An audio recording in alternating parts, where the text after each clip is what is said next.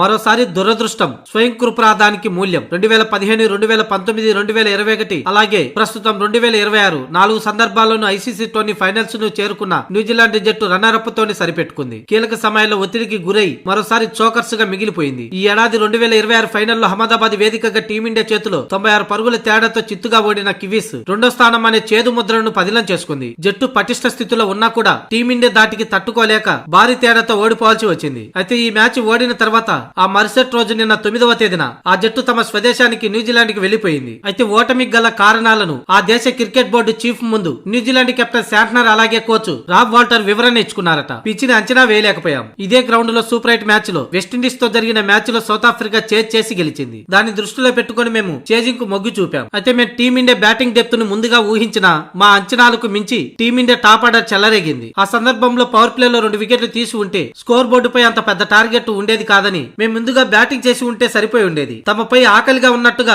Team India batting చెలరేగిపోవడం వల్ల ఓటమికి కారణమైందని, power play లో వచ్చిన స్కోర్ తోనే ఆ జట్టు భారీ స్కోర్ చేసిందని, ఒకవేళ పవర్ ప్లే లో వికెట్లు తీసి ఉంటే ఈ పరిస్థితి వచ్చి ఉండేది కాదు. అయితే ఇదంతా పిచ్చిని అంచనా వేయలేకపోవడం వల్ల జరిగిందేనని తమ దేశ బోర్డు ముందు వివరణ ఇచ్చుకున్నారట.